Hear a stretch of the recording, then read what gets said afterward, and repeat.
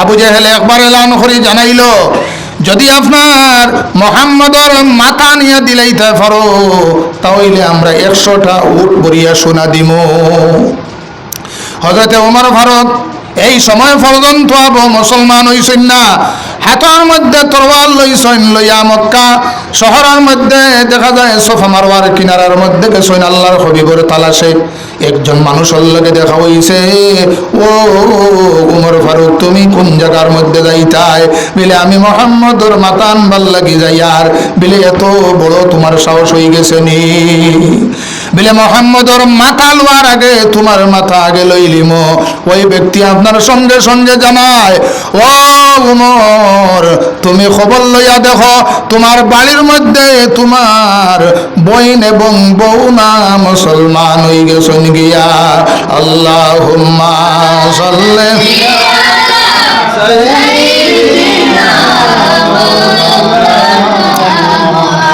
ওয়া আলা আলি সাইয়্যিদিনা মাওলানা।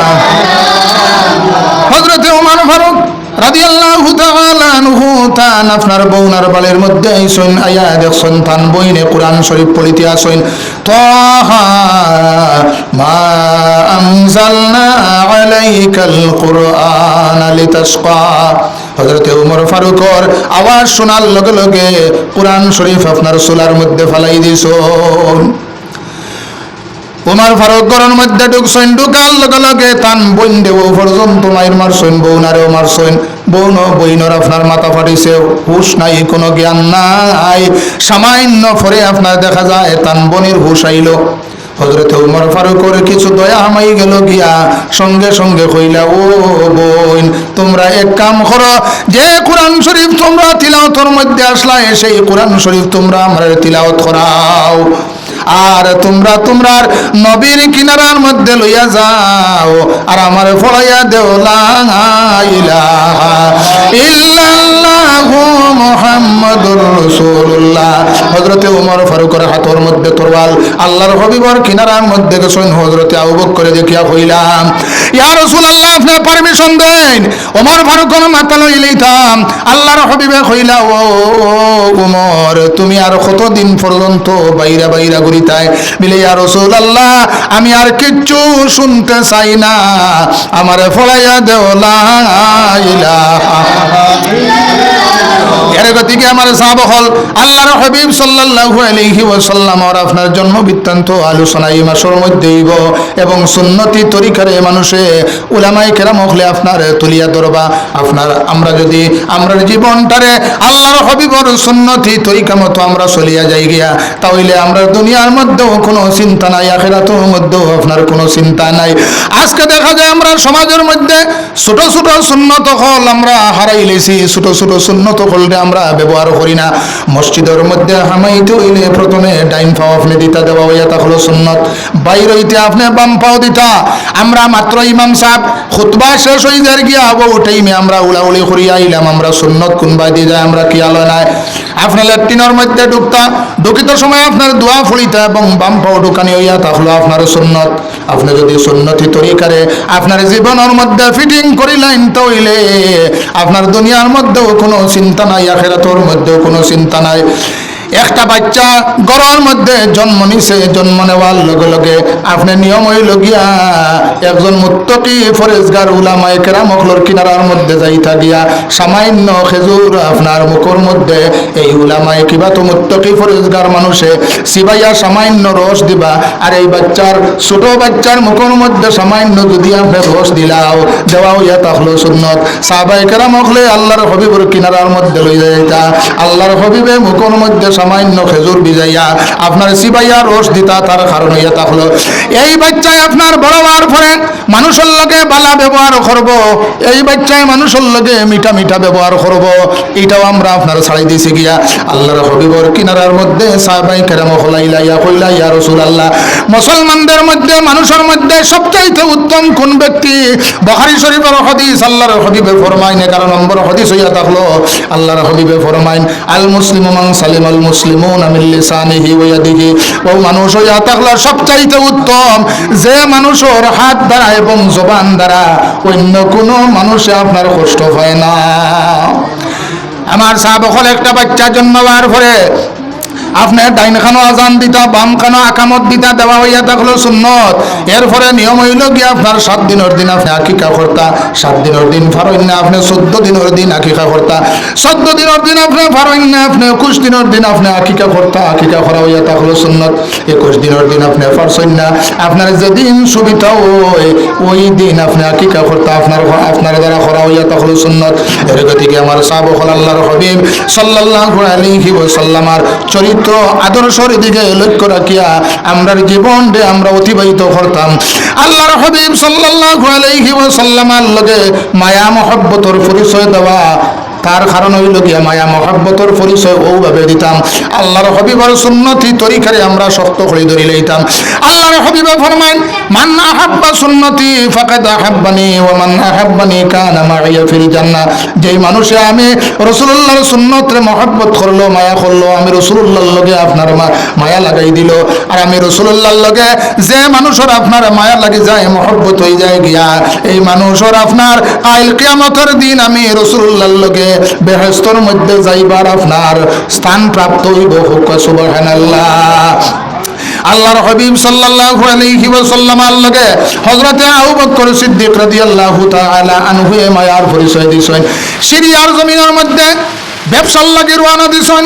হৌ জায়গার মধ্যে গিয়া খাপ দেখছেন যে চন্দ্র সূর্য তান কুলোর মধ্যে আই গেছে গিয়া টাইম জ্বলাইয়া ধরছেন।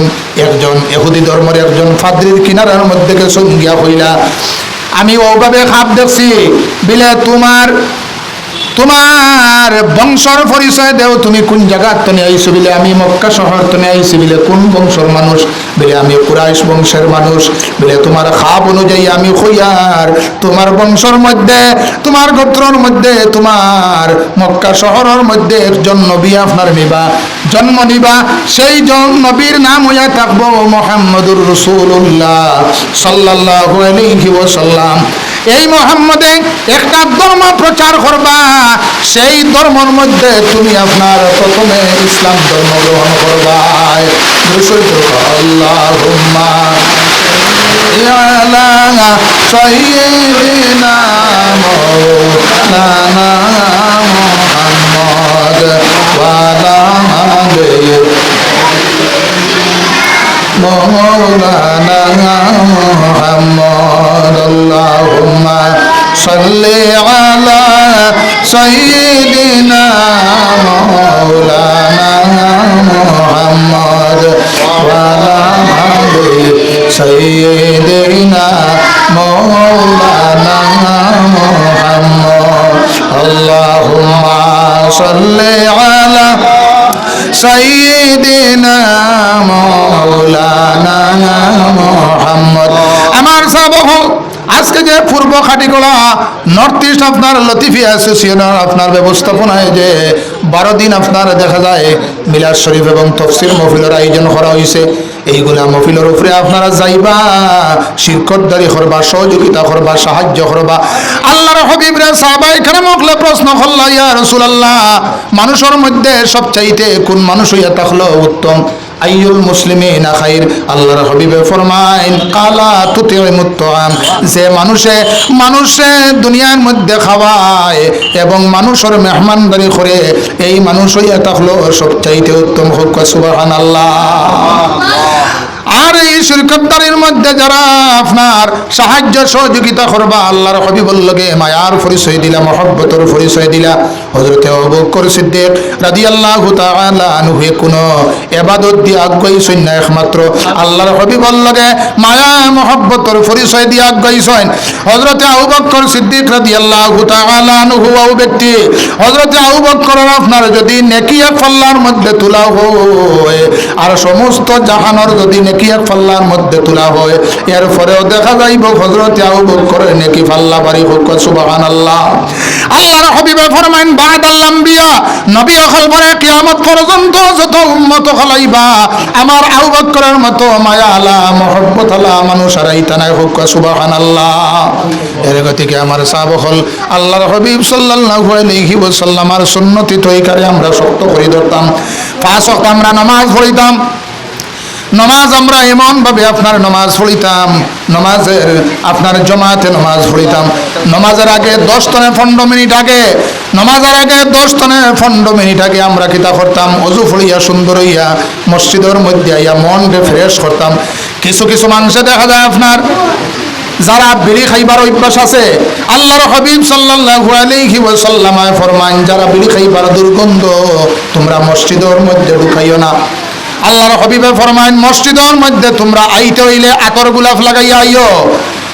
যদি কোনো মানুষ আপনার শুক্রবারে আতর গোলাপ লাগাইয়া মসজিদের মধ্যে আই যায় গিয়া, এই মানুষের আপনার রিজেকর জামিনদার আল্লাহ হয়ে যায় গিয়া। খুব সুবহানাল্লাহ। দরুদ পড়ো আল্লাহুম্মা সাল্লি আলা